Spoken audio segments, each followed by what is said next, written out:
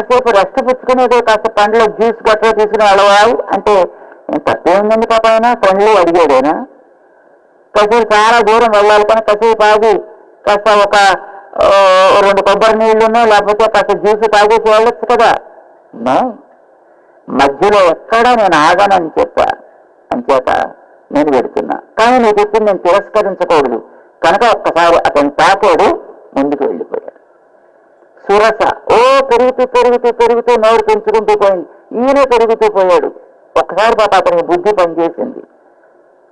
ఎప్పుడు కూడా పోటీ పనికిరాదు. వెంటనే అమాంతం చిన్నవాడయ్యాడు. నా నోట పడకుండా ఎవడు వెళ్ళలేడు, కరెక్ట్, ఇవో నోట్లో పెడుతున్నాను, ఇవో బయటకు వచ్చానన్నాడు. ముందు దాటి వెళ్ళిపోయాడు. ఇది బుద్ధి.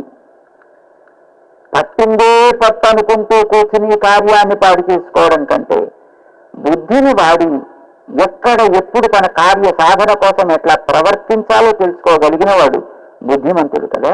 అది తెలుసును ఆంజనేయ స్వామికి. లంకానగరంలోకి వెళ్ళిన తర్వాత రావణాసుడితోటి మాట్లాడినప్పుడు ఏం అద్భుతంగా మాట్లాడతాను. రావణాసురుడికి వాలంటే తెలుసునండి, ఎందుకంటే తను చాలాసార్లు అనుభవించాడు.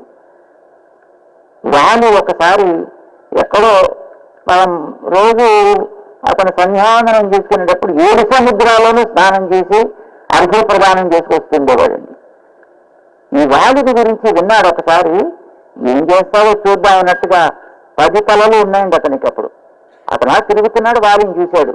అసలు చూద్దాం వీడు ఏం చేస్తాడు, వెనక నుంచి వెళ్ళి అమాంతం పట్టుకున్నాడండి వాలిని. లాగా ఏమిటి వాలింది వీటి మీద అనుకున్నాడు. వాలి అనుకుని ఈ చేతితోటి ఇలా పట్టుకున్నప్పుడు 20 చేతులు ఉంటుంది, 20 చేతులు గట్టిగా నొక్కి పట్టాడు. తన పని తను చేసుకుంటున్నాడు, అర్ఘ్య ప్రదానం చేసుకుంటున్నాడు, జపం చేసుకుంటున్నాడు. తన పని మళ్ళీ ఈ సముద్రం ఆ సముద్రం దిగాడు, ఆ సముద్రం నుంచి మరొక సముద్రంలోకి వెళ్ళాడు. 7 సముద్రాలను శుభ్రంగా స్నానం చేశాడు. ఆయన స్నానం చేసి మురిగేటప్పుడు చక్కగా ఇలా ముక్కు తోడు ముసుకుని ఆయన మురుగుతున్నాడు. దీనికి ఒక తల కాదు, 10 తలలు ఉన్నాయి. ఒక్కొక్క సముద్రంలోని కనీసం ఏదో కేశవాది నామాల కోసం 12 సార్లు, ఆ తర్వాత 3 సార్లు మొత్తం ఈయన మునుగుతున్నాడు. ఈయన అన్నిసార్లు వాడు మునిగాడు, ఒక్క ముక్కు ఒక్క చెయ్యి ముసుకోకుండా. పాపం ఎన్ని నీళ్లు అక్కడికి వెళ్ళిపోయేది, ఎన్నిసార్లు తాగాడు ఆ సముద్రపు నీళ్లు తెలియదు. మొత్తం 7 సార్లు 7 సముద్రాలు తిరిగి వచ్చేటప్పటికి ఎండిపోయినటువంటి తొక్కలా తయారయ్యింది రావణాసురుడు. ఏదో బొమ్మ బాగుంది అన్నట్టుగా తీసుకొచ్చి ఆ రావణాసురుని 10 తలకాయలు ఉండేటువంటి వాడిని తన కొడుకైన అంగదుడికి ఆడుకునేటటువంటి తాయిలాగా పెట్టేటండి ఉయ్యాల్లో. అంగదుడు దాన్ని చూసి ఈటోడు తన్నుకుంటూ ఆడుకుంటున్నాడు దాన్ని, రావణాసురుని. అంగదుడు అంటే చిన్న పిల్లాడు అప్పటికి, వాడి కొడుకు. వాడి దగ్గర ఆడుకునే ఉయ్యాల్లో ఆడుకుని చిన్నప్పుడు పిల్లలకి చూడండి లక్క పిడకలు పెడుతుంటారు.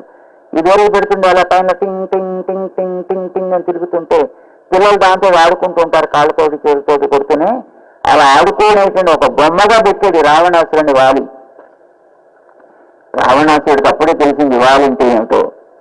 ఎందుకైనా మంచిది ఇలాంటి వాడు మన పక్షంలో ఉంటే బాగుంటుంది, రేపొద్దున ఏదైనా కార్యంలో ఉపయోగపడతాడని వాలి నీకు నాకు పోటీ ఎందుకులే, నేను ఏదో తప్పు చేశాను సరే అయిపోయింది, మనిద్దరం ఫ్రెండ్స్గా ఉందాము, నో ప్రాబ్లం. నాకేదైనా సమస్య వస్తే నువ్వు కాస్త సాల్వ్ చేసి పెడతా, నీకేమైనా సమస్య వస్తే నేను సాల్వ్ చేసి పెడతాను, ఓకే ఓకే. అందుకోసమనే రామచంద్రుడు వాలితో సఖ్యం చేసుకోలేదండి, సుగ్రీవుడితో సఖ్యం చేసుకున్నాడు. దానికి ఇంకా వేరే కారణాలు కూడా ఉన్నాయనుకోండి.